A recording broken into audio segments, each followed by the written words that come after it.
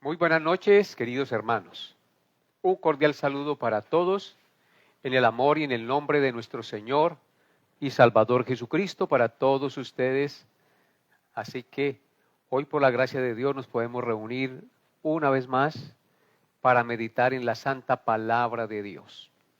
Estamos muy contentos y agradecidos con Dios por podernos reunir y tener un tiempo de comunión con Dios a través de este medio de comunicación.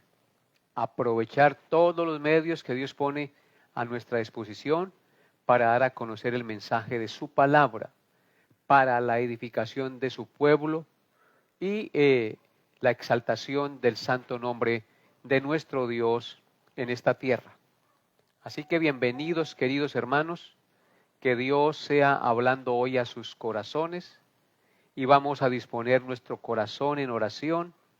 Les invito a todos los que ya están conectados a que por favor tomen su Biblia y leamos la palabra de Dios, me acompañen en este tiempo, pero antes de leer vamos a orar, vamos a encomendarnos al Señor para que Él sea guiando nuestro estudio, abriendo nuestro entendimiento y concediéndonos ser edificados, exhortados, animados, consolados y afirmados con la enseñanza de su gloriosa palabra. Así que los que ya estén deben tener su Biblia en su mano y deben también acompañarme como hermanos en Cristo, como un solo cuerpo, en oración. Les invito a que juntos inclinemos nuestro rostro y elevemos esta plegaria a nuestro Creador. Amado Señor, Padre glorioso y misericordioso Dios, te alabamos y te bendecimos en esta hora de la noche, dándote infinitas gracias por darnos la vida, por permitirnos llegar a un día más de vida. Por esta noche que ya está en curso, te agradecemos, Señor. Te agradecemos, Padre Santo, por ser tan bueno, misericordioso, al traer tu palabra a nuestra propia vida, a nuestro propio hogar, tener un pastor que enseñe tu palabra, tener hermanos que estén dispuestos a enseñarla. Gracias, Señor. Levanto hoy mi voz a ti, Señor, y te bendigo de lo profundo de mi corazón y coloco mi vida y la vida de cada uno de mis hermanos y amigos que se conectan en esta hora, para que tú, Señor, les hables a su corazón, les muestres el camino, ablandes su corazón duro, les des oídos para que puedan comprender tu verdad y entender la necesidad que tenemos de ti cada día. Así como necesitamos respirar, como necesitamos comer, como necesitamos estas cosas básicas para nuestra existencia, así necesitamos de ti, Señor, para la vida, el sustento y la edificación de nuestras almas. Por eso te pedimos, Padre, que bendigas este tiempo de estudio y que nos des la gracia de ser edificados. Ayúdame en mis debilidades, Señor, y concédeme hablar lo que es recto y justo delante de tus ojos, amado Dios. Concédeme, Señor, hablar tu palabra con rectitud y justicia. Y concede a todos mis hermanos que la luz de tu verdad sea penetrando su entendimiento, su conciencia, y llevándoles cada día más a confiar en ti y a reflejar la imagen de tu Hijo Jesucristo en sus vidas. Gracias, Padre Santo, por esta oración y gracias por escucharnos, mi Señor, porque sabemos que tú siempre nos escuchas. Bendícenos, Padre Santo, te lo pedimos en el nombre de tu Hijo Jesús, con acción de gracias.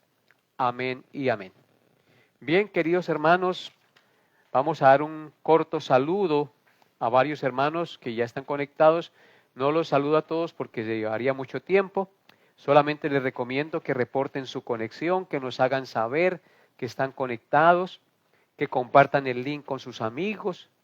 Ese es el propósito al conectarnos también, que otros conozcan, escuchen la palabra de Dios y sean edificados. Saludamos entonces a nuestro hermano Narciso Hernández, que está conectado en esta hora de la noche. Bienvenido, hermano Narciso.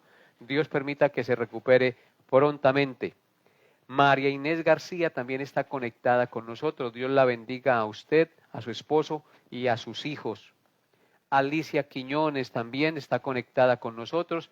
Le damos un cordial saludo en el amor de Cristo y oramos también por la recuperación de su salud.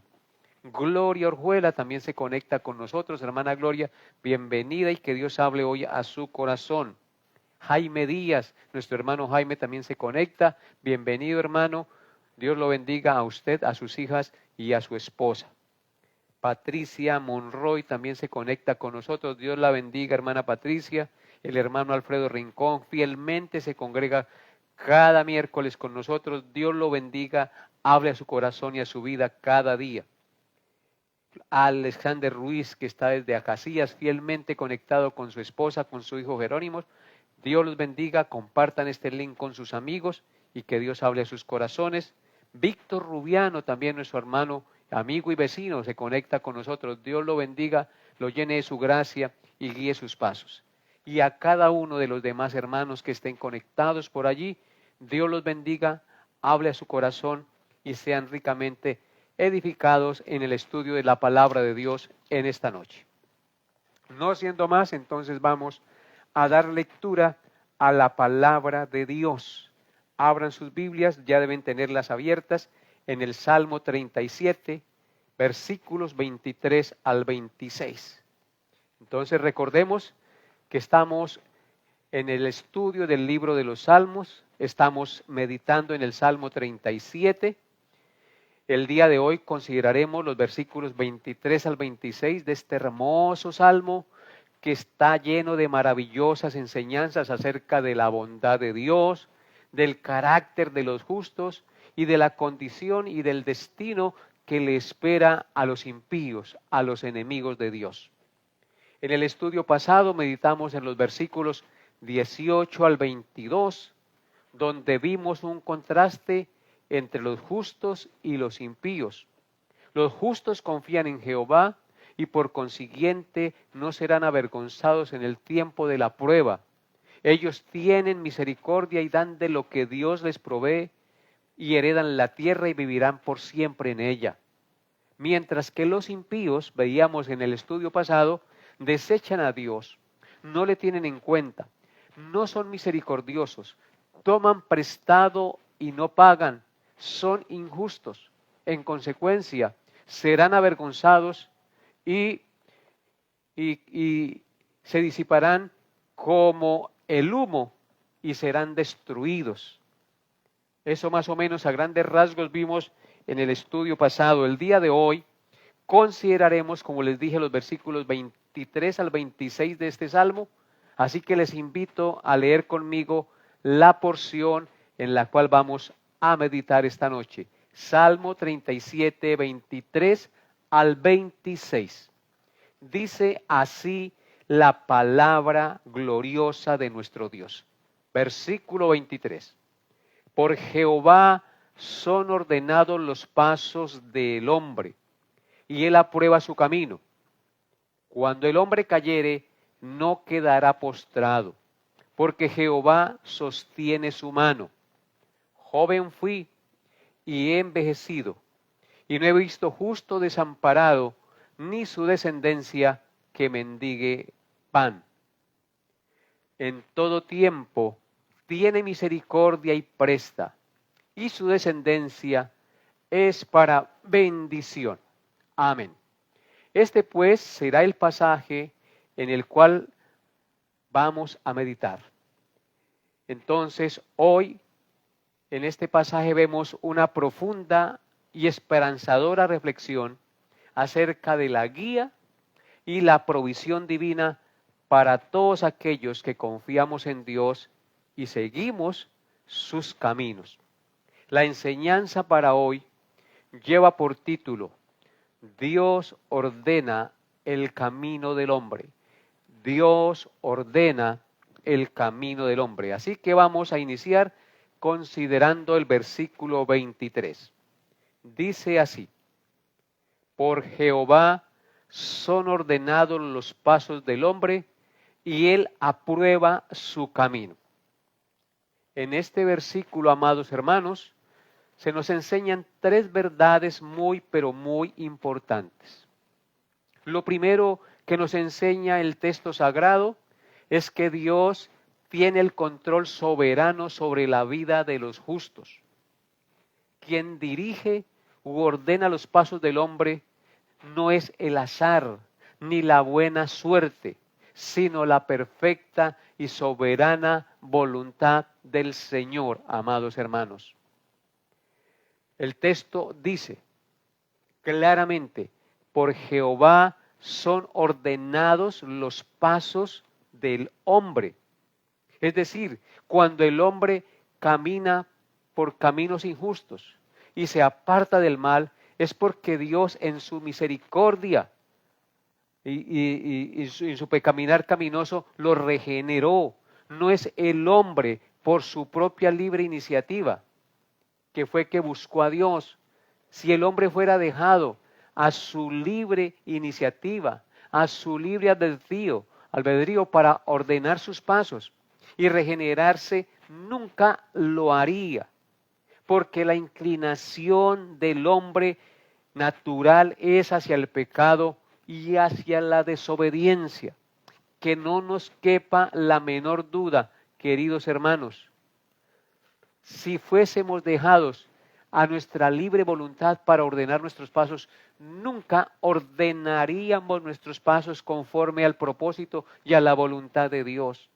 Todos somos inclinados a lo malo, a la desobediencia. Por eso el texto dice, por Jehová son ordenados los pasos del hombre. En el Salmo 119, versículo 133 dice, el salmista reconoce esta verdad. Salmo 119, versículo 133. Dice así, ordena mis pasos con tu palabra, y ninguna iniquidad se enseñoree de mí.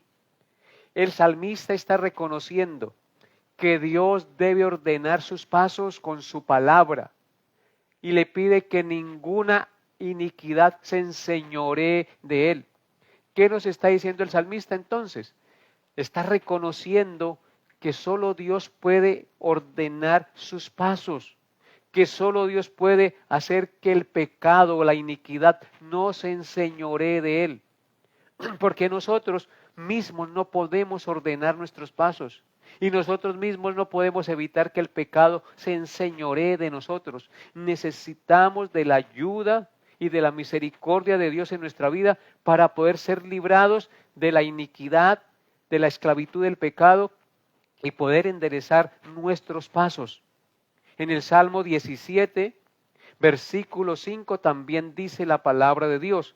Salmo 17, versículo 5, vean lo que dice. Sustenta mis pasos en tus caminos para que mis pies no resbalen. Otra vez el salmista reconoce que el que sustenta nuestros pasos, que el que guarda nuestro caminar para que no resbalemos es Dios. Si somos dejados a la expensa de nuestro propio proceder, a nuestra propia sabiduría, vamos a resbalar, vamos a caer, nos vamos a perder. Necesitamos de Dios. No podemos salvarnos a nosotros mismos. No podemos ordenar nuestros pasos en nuestra propia fuerza y sabiduría. Nuestro texto dice, por Jehová son ordenados los pasos del hombre. La Escritura dice en el Salmo 14, versículos 2 y 3, las siguientes palabras. Salmo 14, 2 y 3. Desde los cielos miró Jehová sobre los hijos de los hombres, para ver si había algún entendido que buscara a Dios. El resultado que encontró el Señor fue que todos se habían desviado, que a una se habían corrompido y que no hay quien haga lo bueno, no hay ni siquiera uno. Así que la Escritura nos habla claramente de que el hombre mismo no puede ordenar sus pasos, que no hay quien haga lo bueno, que no hay ni siquiera uno. Y en segundo lugar, el texto nos enseña en el versículo 23, en la parte B, que Jehová aprueba el camino del hombre. Noten lo que dice el versículo 23, parte B. Y él aprueba su camino. Jehová aprueba el camino del hombre. Esto quiere decir que no es el hombre el que determina lo que es justo e injusto respecto a su comportamiento y proceder. Es Dios, amados hermanos, el que lo hace, no nosotros. El texto dice claramente que Jehová aprueba su camino. En otras palabras, aunque el hombre es responsable de sus actos, Dios es el que en su misericordia actúa en él para cambiarlo. La gloria y la honra solo le pertenecen a Dios, nuestro Señor, y no a los hombres. Lean nuevamente el versículo 23 conmigo. Porque por Jehová son ordenados los pasos del hombre, y él aprueba su camino. Es Dios el que actúa. Es Dios el que ordena los pasos del hombre. Es Dios el que aprueba nuestro caminar. Es Dios el que dice sí y el que dice no. El que dice esto es bueno y el que dice esto no. Así que Dios es el soberano, el que actúa en cada uno de nosotros. Y en tercer lugar, el texto nos enseña la doctrina de la providencia y la soberanía divina en el actuar de los hombres en esta tierra.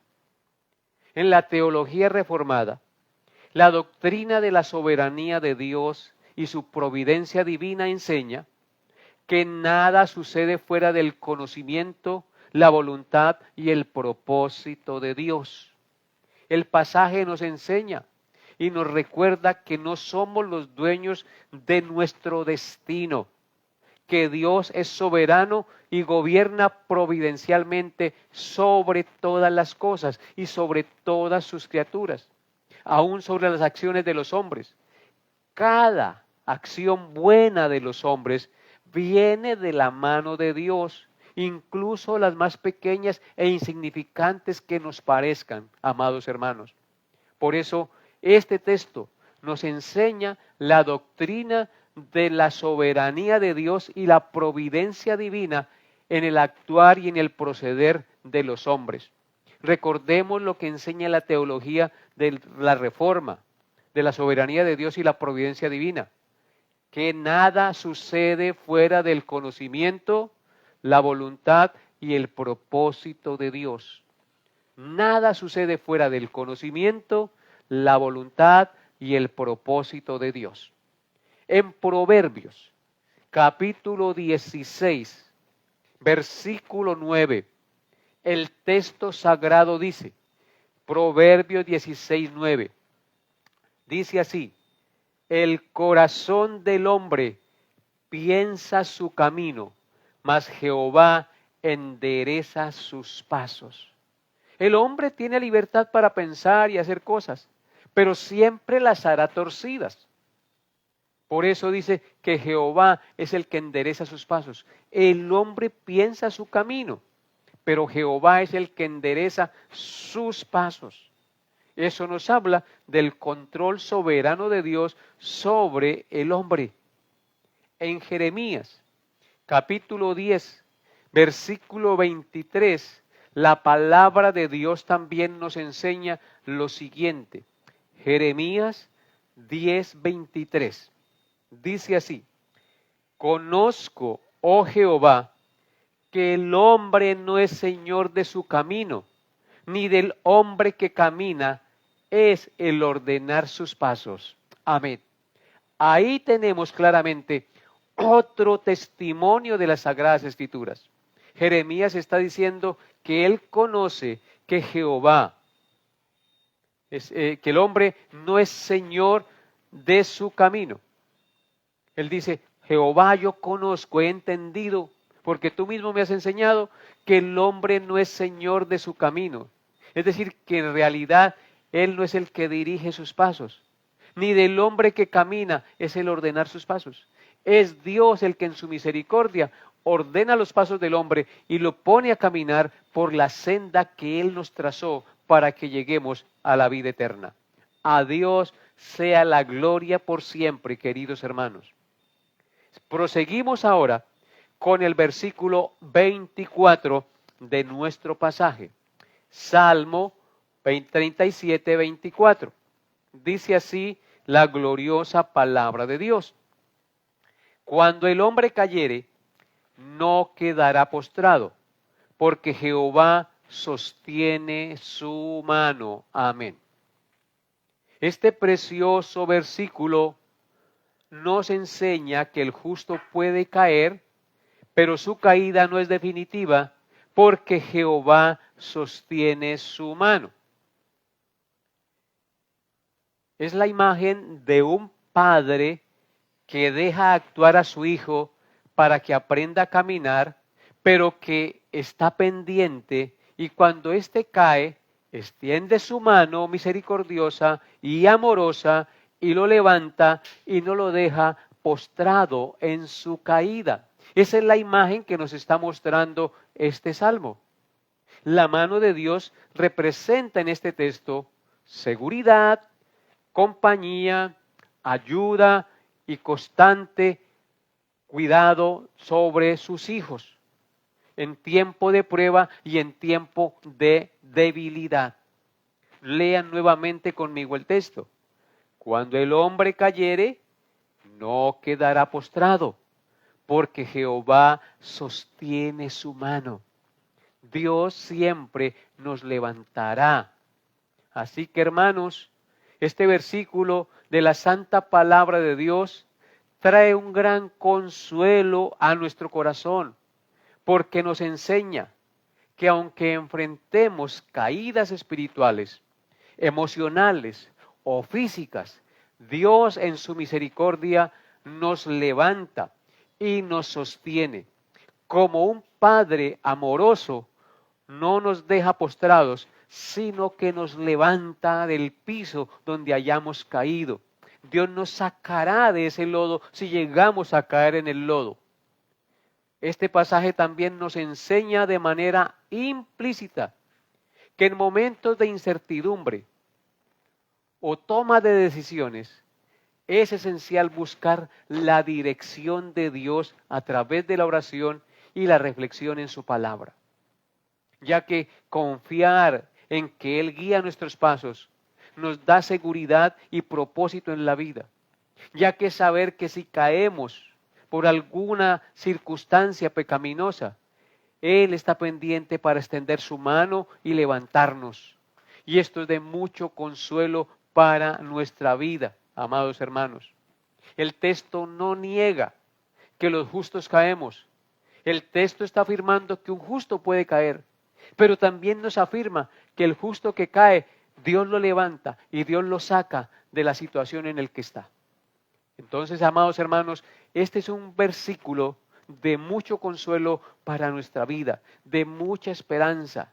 Saber que por circunstancias, por debilidades, por pecados, a veces llegamos a caer, no quedaremos allí si realmente somos hijos de Dios. Dios en su amor, en su misericordia extenderá su mano y nos levantará y nos llevará al delicados pastos, nos limpiará y nos llevará a continuar adelante en el camino que Él nos ha trazado. Observen lo que dice el Salmo 34, versículo 19. Salmo 34, verso 19. Dice así la palabra de Dios. Muchas son las aflicciones del justo, pero de todas ellas le librará Jehová. Amén. Amados hermanos, Dios nunca ha ocultado que el justo pasará por angustias, por dificultades, por persecuciones, por dolores, por pruebas. Pero la palabra de Dios sí nos garantiza y nos dice claramente que aunque tengamos muchas aflicciones como hijos de Dios, de todas ellas nos librará el Señor. De todas ellas Él extenderá su mano y nos sacará y nos permitirá salir victoriosos, porque Él nos quiere enseñar algo en cada situación por la que nos permite pasar y vivir. Ahora, en el Salmo 40, versículo 2, dice así la palabra de Dios. Salmo 40, verso 2. y me hizo sacar del pozo de la desesperación, del lodo cenagoso, puso mis pies sobre la peña y enderezó mis pasos. Hermanos, esto no es la gracia y la misericordia de Dios manifestada en este versículo. Hermanos, adoremos y glorifiquemos a Dios. Miren lo que dice. Me hizo sacar del pozo de la desesperación, del lodo cenagoso, puso mis pies sobre peña y enderezó mis pasos. Al parecer el salmista estaba en desesperación, estaba en angustias, en desespero y no sabía qué camino tomar. Pero experimentó la mano misericordiosa de Dios y Dios lo sacó de ese pozo de la desesperación donde se estaba ahogando. Dios no lo dejó hundir allí ni ahogar. Y dice que lo sacó del lodo cenagoso.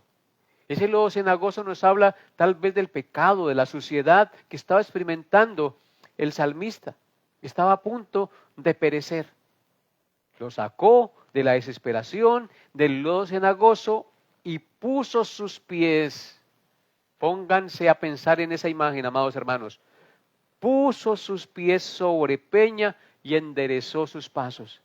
Dios nos saca de ese lodo cenagoso donde no hay piso firme, donde no hay esperanza, y pone nuestros pies sobre peña. Y esa peña, esa roca es Jesucristo, la roca inamovible. Nos lleva a confiar en Él, nos hace entender quién es Él y qué hizo por nosotros. Pone nuestros pies sobre peña, es decir, sobre la cosa más firme y estable. Antes estaba en el lodo donde no había piso, donde nada era estable, ahora lo pone sobre peña. Y además de eso dice que enderezó sus pasos, porque estaban torcidos, porque estaba caminando por caminos que no eran correctos ni justos. Y esto es algo de llenarnos de gozo y alegría, saber cómo actúa Dios en nosotros, saber cómo Dios en su misericordia nos ayuda y nos fortalece y nos saca de esas angustias y endereza nuestros pies y nos pone sobre terreno fértil, sobre peña, es decir, sobre la roca inamovible que es Cristo. Ahora también en el Salmo 145, versículo 14, leemos las siguientes palabras. Salmo 145, verso 14. Dice así: sostiene Jehová a todos los que caen y levanta a todos los oprimidos. Gloria a Dios por este otro texto sagrado. Dice que sostiene Jehová a todos los que caen. ¿Quién de nosotros como creyente no ha caído, no ha cometido faltas? ¿Quién de nosotros como creyente no tiene de qué avergonzarse? Sin embargo, la palabra de Dios que leemos en estos momentos dice claramente que Jehová sostiene a todos los que caen. Es decir, no los deja seguir deslizándose ni cayendo en caída libre al lodo y a la profundidad del infierno. Él los sostiene.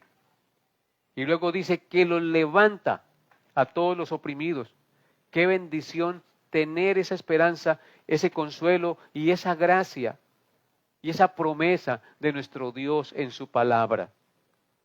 Habiendo considerado el versículo 24, ahora consideremos el versículo 25 de nuestro pasaje. Salmo 37, versículo 25. Dice así la palabra de Dios: joven fui y he envejecido, y no he visto justo desamparado, ni su descendencia que mendigue pan.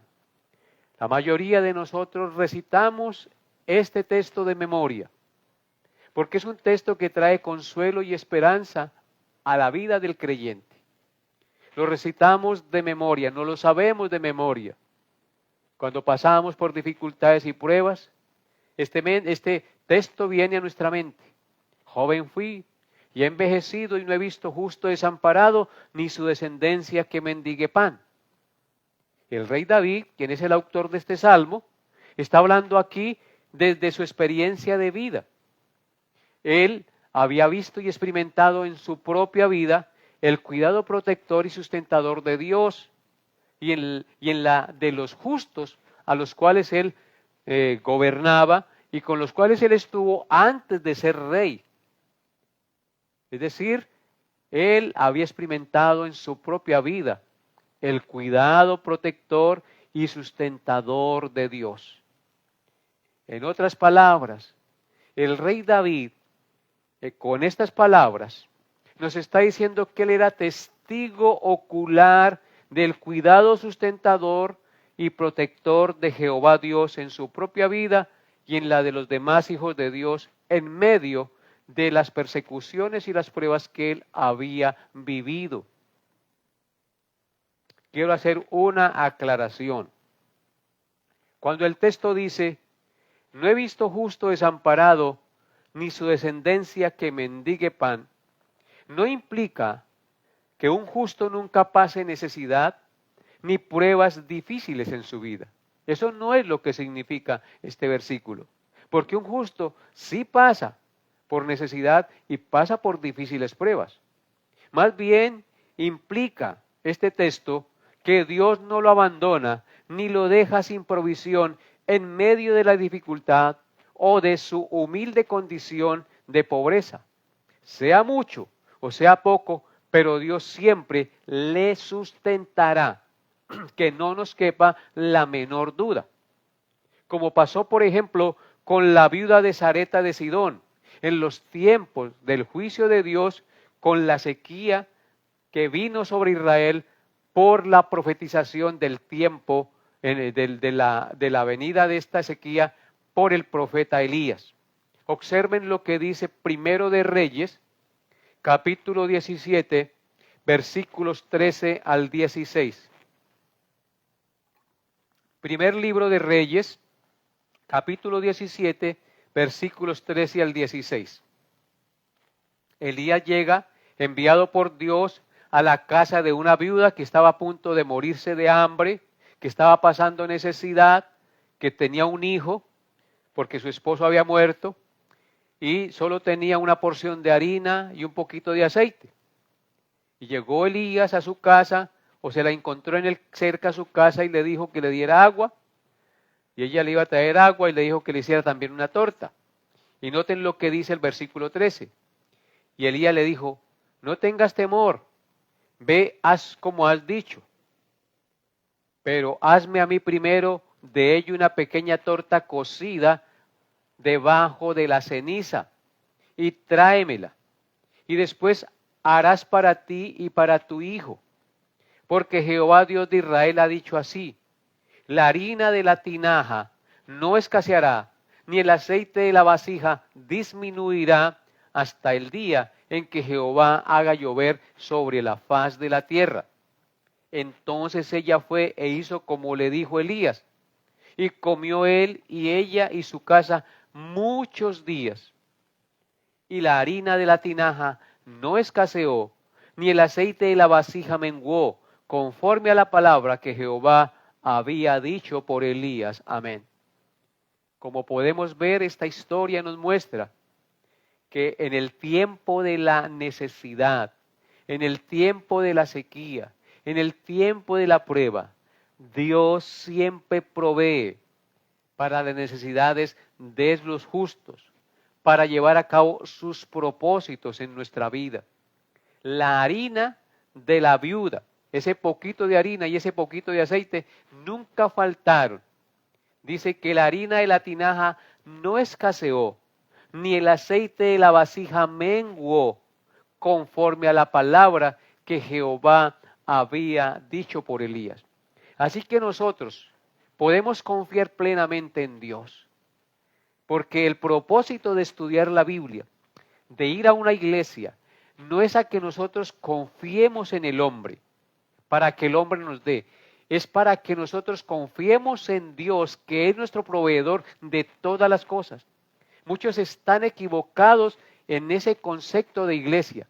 Creen que la iglesia es para que les dé mercados o para que les llene la barriga. No, amados hermanos, la iglesia no es para dar mercados. Si bien es cierto, se deben ser obras de misericordia, el propósito de la iglesia no es para dar mercados. El propósito de la iglesia es para enseñar a los hombres, a las mujeres y a las familias a depender de Dios, a confiar en Dios, a hacer la voluntad de Dios, a dejar el pecado y a confiar en Jesucristo para que sus almas no se pierdan el día de su muerte. Ese es el propósito. Porque para dar mercados o para hacer obras de misericordia, pues eso basta y sobra el tiempo. Y muchos llegarían a la iglesia por eso y se volvería una iglesia de barriga. No, amados hermanos, la iglesia existe para proclamar a Cristo, para enseñar a los hombres a confiar y a depender de Él, para enseñar a los hombres que no debemos confiar en el hombre ni en las cosas de este mundo, sino en Dios que nos da todas las cosas. Esta viuda creyó la palabra de Dios dicha por el profeta y nunca le faltó la harina ni el aceite en tiempos de escasez. Y recordemos que fueron 3 años y medio de sequía y nunca le faltó la provisión porque Dios en su misericordia proveyó para su necesidad y la necesidad de su hijo, tal como Jehová lo había dicho por medio del profeta Elías. El reformador Juan Calvino comenta acerca de este texto del Salmo 37 que estamos estudiando. Dice que algunos justos son muy pobres y pasan algunas necesidades.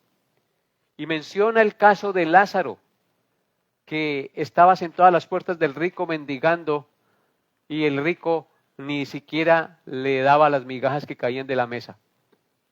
Entonces, dice que Lázaro, en Lucas 16:20, que aunque padeció esas cosas, dice, a veces no entendemos muchos detalles en la vida del por qué algunas personas pasan por ciertas necesidades. Aunque no lo entendemos, lo que sí podemos entender por la palabra de Dios es que a veces Dios permite a sus hijos sufrir algún tiempo para cumplir con sus propósitos soberanos en la vida de esa persona, como pasó con el caso de Job o en el caso de Pablo. Por ejemplo, en el caso de Job, después de que él perdió todos sus bienes, perdió sus hijos, perdió su ganado, perdió todo lo que tenía, ¿qué fue lo que dijo Job? Y dijo, en Job 1, 22, 21 y 22, él dijo las siguientes palabras. Desnudo salí del vientre de mi madre, y desnudo volveré allá. Jehová dio, Jehová quitó. Sea el nombre de Jehová bendito. En todo esto no pecó Job ni atribuyó a Dios despropósito alguno. Job está reconociendo que así como venimos a este mundo desnudos, así nos vamos. Y que Dios es el que da y Dios es el que quita. Y sea que nos dé o sea que nos quite, sea el nombre de Dios bendito porque Él es el soberano sobre todas las cosas. Dios tenía un propósito al permitir a Job pasar por esta situación. Claro que sí, usted lee el libro y vemos el propósito. Dios al apóstol le dio más y Job reconoció con integridad y con humildad que no conocía a Dios realmente. Y que después de esa prueba por la que pasó, ahora conoce mucho mejor a Dios. Antes de oídas lo había oído y de habladas había hablado, pero ahora sus ojos lo veían con más claridad y ahora tenía mayor conciencia de Dios. Y Dios le restituyó todo aquello que perdió aún con el doble. Y en el caso de Pablo, hermanos, en el caso de Pablo, en Filipenses 4, 11 al 13 dice lo siguiente. Filipenses 4, 11 al 13 dice, Pablo está pasando por necesidades en su ministerio. Está pasando cierta situación económica, cierta situación de escasez. Y mire lo que dice en Filipenses 4, 11 al 13. Dice, no lo digo porque tenga escasez, pues he aprendido a contentarme cualquiera que sea mi situación. Sé vivir humildemente y sé tener abundancia. En todo y por todo estoy enseñado, así para estar saciado como para tener hambre, así para tener abundancia como para padecer necesidad. Todo lo puedo en Cristo que me fortalece. Así que, hermanos, si estamos en Cristo, si Cristo es nuestro Señor y Salvador, es muy posible que en algún momento pasemos por necesidad, pasemos por escasez. Pero, ¿cuál fue la actitud de Pablo en los momentos de escasez, de dificultad y de difícil situación? Dice que él había aprendido a estar contento en cualquiera que fuera su situación, que él estaba enseñado a estar saciado como para tener hambre también, para tener abundancia como para tener escasez también. ¿Y cómo fue que soportó esas situaciones difíciles en su vida? Pues todo lo soportó en Cristo que lo fortaleció. Todo lo podemos en Cristo en medio de las dificultades porque Él es el que nos fortalece. Porque Dios permite que muchas veces pasemos por esas situaciones con un propósito, hacernos más maduros y más dependientes de Él. Y que honremos más a nuestro Dios y que entendamos que la vida no consiste en tener solo cosas materiales. La vida del hombre no consiste en comida y en bebida, sino en justicia, paz y gozo en el Espíritu Santo, dice la palabra de Dios. Recordemos también, amados hermanos, que el Señor Jesucristo enseñó en Mateo 6, 25 al 31 las siguientes palabras. Mateo 6, 25 al 31. Escuchen lo que dijo Cristo. Por tanto os digo, no os afanéis por vuestra vida, qué habéis de comer o qué habéis de vestir, ni por vuestro cuerpo, qué habéis de vestir. ¿No es la vida más que el alimento y el cuerpo más que el vestido? Mirad las aves del cielo, que no siembran, ni ciegan, ni recogen en graneros, y vuestro Padre Celestial las alimenta a todas. ¿No valéis vosotros mucho más que ellas? ¿Y quién de vosotros podrá, por mucho que se afane, añadir a su estatura un codo? Y por el vestido, ¿por qué os afanáis? Considerad los lirios del campo, cómo crecen, no trabajan ni hilan. Pero os digo que ni aun Salomón con toda su gloria se vistió como uno de ellos. Y si la hierba del campo que hoy es y mañana se echa en el horno, Dios la viste así, ¿no hará mucho más con vosotros, hombres de poca fe? No os afanéis pues diciendo, ¿qué comeremos o qué beberemos o qué vestiremos? Porque los gentiles buscan todas estas cosas. Mas buscad primeramente el reino de Dios y su justicia, y todas estas cosas vendrán por añadidura. Amados hermanos, estas palabras son maravillosas, gloriosas, nos exhortan, nos dan palo, porque muchas veces nosotros dudamos de Dios, somos hombres de poca fe. Dejamos de buscar a Dios por buscar las cosas materiales, las añadiduras. Nos metemos en deudas y el que se mete en deudas se hace esclavo del que le presta. Hermanos, seamos sensatos, busquemos a Dios y pidamos dirección de Dios, porque Él es el único que puede guiarnos y enderezar nuestros pasos en este mundo. No se preocupe, no se angustie. Confíe en Dios, arrodíllese y clame a Él, porque Él es el único que puede guiar sus pasos en este mundo, traer consuelo y dirección a su alma. Joven fui y he envejecido, y no he visto justo desamparado, ni su descendencia que mendigue pan. Es la palabra de Dios, no mi palabra. Y pasamos ahora al versículo 26 de nuestro pasaje. Dice así la palabra de Dios.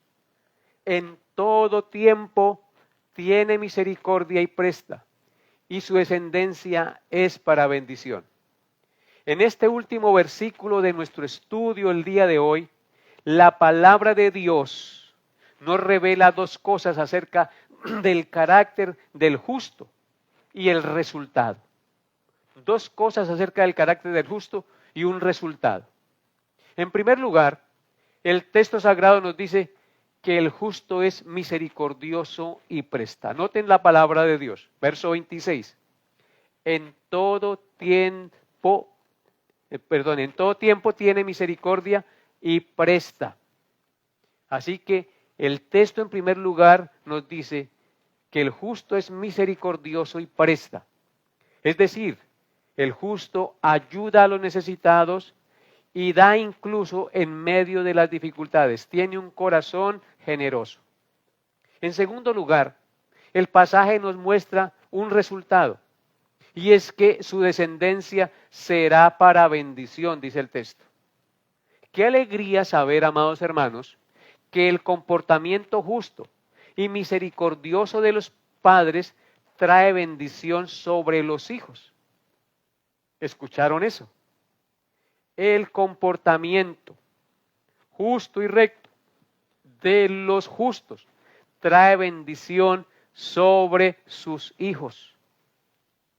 En otras palabras, nuestro ejemplo y nuestro comportamiento son de gran bendición a nuestros hijos. ¿Qué ejemplo le estamos dando a nuestros hijos? Amado padre de familia que me escucha, tú estás mostrando a tus hijos que Dios es la persona y el ser más importante en su vida, o le estás mostrando a tus hijos que lo que importa es tener plata y conseguir las cosas materiales. Si estás haciendo eso, estás muy equivocado. Primero tienes que enseñarle a tus hijos que Dios es la persona más importante. Y yo como padre debo ponerme como ejemplo. Yo como padre debo ser el primero que debo dar ejemplo en mi familia de que Dios es la persona más importante y que yo confío en el Dios que creó los cielos y la tierra, en el Padre de nuestro Señor Jesucristo, que confío en el Señor Jesucristo que dio su vida en rescate para pagar la deuda de mis pecados. Eso es lo que yo le debo enseñar a mis hijos. Es algo que trasciende para vida eterna. Usted les puede enseñar a trabajar y a conseguir dinero, pero si no conocen a Dios, si no aman a Jesucristo, si no se arrepienten de sus pecados, ¿de qué les servirá ese dinero y lo que les deje? De nada les servirá, se perderán. Y usted tendrá mucho que ver con la perdición de sus hijos, porque Dios te llamó a ti, padre de familia, a ser ejemplo, a ser luz y guía para sus hijos. Dice aquí el texto, el justo en todo tiempo tiene misericordia y presta, y su descendencia, sus hijos, son para bendición y no para maldición. Es una promesa maravillosa, hermanos, que Dios nos ayude a entender estas palabras. En otras palabras, en este versículo 26, se describe al justo como alguien generoso, como alguien compasivo y dispuesto a ayudar a los necesitados. Esta actitud del justo no solo beneficia a quienes reciben ayuda, sino que también trae bendición a sus futuras generaciones, es decir, a sus hijos. Toda acción que nosotros cometamos siempre traerá una bendición para bien o una maldición para mal a sus hijos. Recordemos las palabras del decálogo de los 10 mandamientos. No tendrás dioses ajenos delante de mí. No te harás imagen ni ninguna semejanza de lo que está arriba en el cielo, ni abajo en las aguas, ni en la tierra, ni en las aguas debajo de la tierra. No te inclinarás a ellas ni las honrarás, porque yo soy Jehová tu Dios, fuerte, celoso, que visito la maldad, escúchenlo bien, de los padres sobre los hijos, pero que hago misericordia a millares, a los que me aman y guardan mis mandamientos. Esa es la palabra de Dios. Créala o no la crea, es la palabra de Dios, no mis palabras. No soy yo, Mauricio Caicedo, el que está hablando, es Dios el Señor en su palabra. Observen lo que dice el Salmo 37, 21 acerca de esta misma verdad. Salmo 37, 21, el mismo salmo que estamos estudiando. Dice, el impío toma prestado y no paga, mas el justo tiene misericordia y da. O sea que el justo es misericordioso, siempre está pensando en dar. Y recordemos que dar no es solamente dar un mercado o dar plata. Dar es preocuparnos por la vida y la integridad de las personas. Eso es más valioso que dar plata. Usted puede darle plata a la persona, un mercado, pero si no le da lo que realmente cambia el corazón, de nada sirve. El impío toma prestado y no paga, mas el justo tiene misericordia y da. Salmo 112, 5. Salmo 112:5 dice, el hombre de bien tiene misericordia y presta, gobierna sus asuntos con juicio. El hombre de bien tiene misericordia y presta, gobierna sus asuntos con juicio. ¿Qué pasaje este? Así que aquí nos está diciendo que el hombre de bien es un buen administrador, es juicioso para administrar las cosas que Dios pone sobre su mano. Esas cosas que Dios pone sobre sus manos o sobre su cuidado es, entre otras cosas, sus hijos. El buen ejemplo que tú des a sus hijos. Salmo 112, verso 9, ese mismo salmo. Vean lo que dice. Reparte, el hombre de bien, el justo, reparte, da a los pobres. Su justicia permanece para siempre y su poder será exaltado en gloria.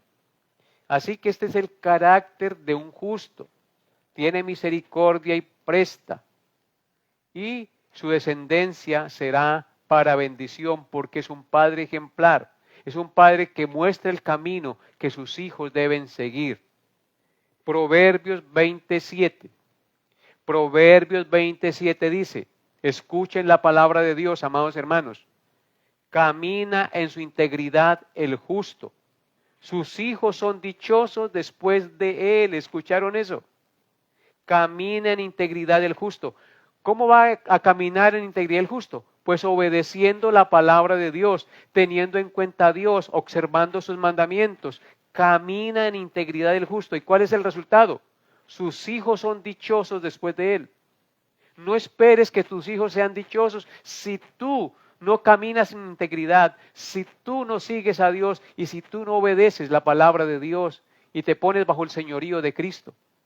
Si en lugar de seguir la palabra de Dios la abandonas, le das la espalda o comienzas a hablar mal de la iglesia, eso no es de bendición. Ese es el ejemplo que le está dando a sus hijos. Debes volver a Dios, debes caminar por el camino que Él te trazó. Debes caminar en integridad y eso es caminar en integridad. Sus hijos son dichosos después de Él. Sus hijos traerán la bendición que tú siembres, el ejemplo que tú les des. Ahora miren lo que dice Jeremías 32:39. Jeremías 32:39 dice, y les daré un corazón y un camino para que me teman perpetuamente, para que tengan bien ellos y sus hijos después de ellos. Otra vez la promesa para los hijos o la consecuencia para los hijos si tú no obedeces. Leamos nuevamente el texto. Jeremías 32:39. Y les daré un corazón y un camino para que me teman perpetuamente. Dios promete darnos un corazón y un camino para temerle a Él por siempre. ¿Para qué? Para que tengan bien ellos. O sea que ¿qué es lo que quiere Dios al darnos el camino y al decirnos que guardemos sus mandamientos y obedezcamos su palabra? Que nos vaya bien. No solamente a nosotros, sino a nuestros hijos después de nosotros. O sea que hay repercusión entre la obediencia de un padre y el ejemplo que le dé a sus hijos. Eso viene bendición para sus hijos. Pero si tú desobedeces, sus hijos también llevarán la culpa de muchas iniquidades y pecados y mal ejemplo que tú les des a ellos. En resumen, este versículo del Salmo 37 que hemos considerado hoy nos enseña a confiar en la guía divina, a perseverar en fe a pesar de las dificultades y a vivir con generosidad y compasión, a entender que debemos dar buen ejemplo a nuestros hijos y mostrar el camino que Dios nos ha trazado para que ellos también lo sigan. Tenemos una altísima responsabilidad del ejemplo que le demos a nuestros hijos. Al aplicar estos principios, amados hermanos, que hemos leído el día de hoy en este pasaje, experimentaremos la fidelidad de Dios y contribuiremos al bienestar de nuestra familia, de nuestros hijos y de la comunidad en la cual nosotros nos congregamos como iglesia. En primer lugar, confiemos en la guía de Dios. Cada decisión que vayamos a tomar, oremos y confiemos en que Dios ordenará nuestros pasos.